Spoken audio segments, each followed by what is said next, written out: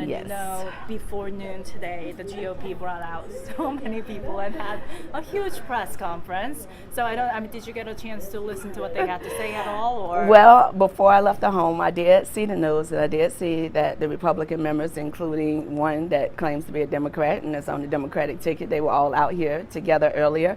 I just think it's interesting that one of the comments that were made was regarding HB2, and I think when we are looking at as a community, do we want to protect all citizens or do we want to protect some? And when we talk about public safety and we look at it as our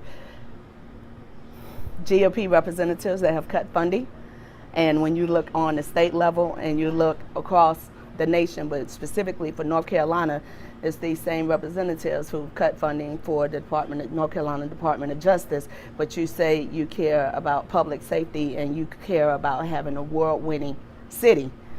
Your actions doesn't show that in your votes, nor does it show that in the comments that you make, especially during election season.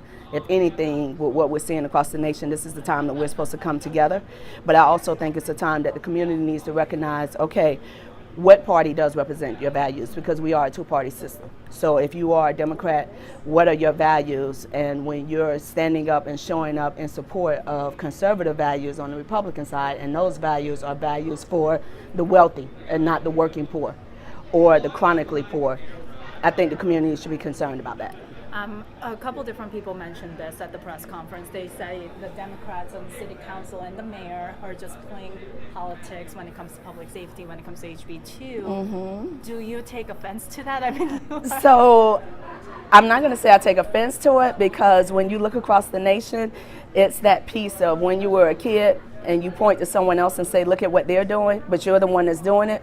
So then we just have to do our research and look at where we vote. Your council has consistently added police, but the reality is there's a bigger concern. When we have high poverty and we have pockets of high poverty, and you look at historically the elected officials that voted not to extend funding, you look at, even though there's really three Republican members, when you look at the votes on council that have voted against expanding our public transportation, our light rail, even the gold line, then it's easy to say in an interview that, hey, Democrats are playing politics, but when you look at the votes, you will see that it's those conservatives that are the ones that's keeping the funding from the working class, but always willing to sign off on yet another multi-million-dollar deal for a business or individual who's already a millionaire. So when they talk about economic mobility and they keep saying, you know, Democrats don't care about economic mobility, you disagree with that one. Well, I would say the community, if no other time, pay attention to those who you're voting for.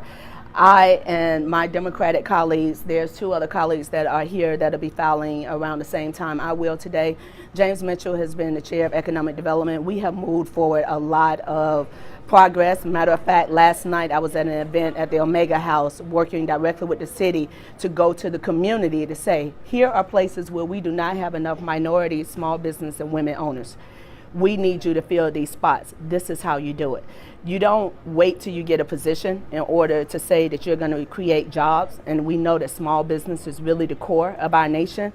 I've hosted a youth job fair, which the city never had. I've hosted the airport specific District 3 job fair every year that I've been in office. You don't have to have a title or say, well, if you elect me into this next position, if you elect me, especially as our GOP representatives, if you elect me at large, this is what I'll do.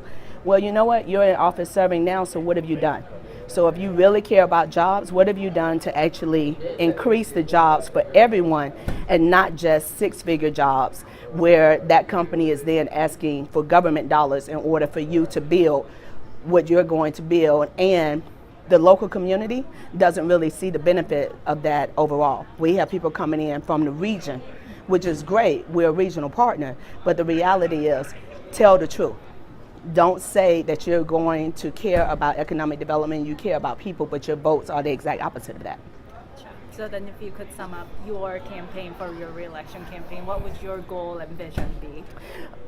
I have a couple, my vision is the same as when I first started. stable property values, smart economic development, and strong community safety. We still have a long way to go, but when you look at District 3, we've had a lot of progress. You see the outlet, you see the Goodwill Opportunity Campus, you see that we now have live arts, you have Actors Theater on Freedom Drive, you see the development that's happening, but we need to do a balance. So I'm really going to have a focus on how are we really having an impact for the working poor, because it makes no sense that you're working 3 jobs or having to work 3 jobs, but you cannot afford to live in a quality home in the city of Charlotte. That is not the Charlotte that I fell in love with when I moved here in 1988. That is not the Charlotte that Charlotte natives knew and grew up seeing. That's not the Charlotte that's bringing people to the area.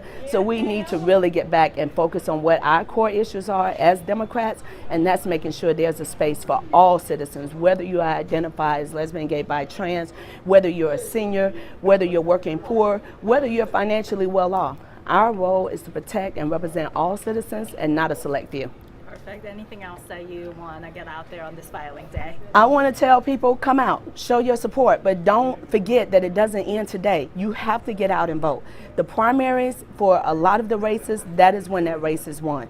So don't sit back and think, oh, it's a given. My district has more than 85,000 registered voters. On all presidential election years, we have around 7,000 that come out and vote.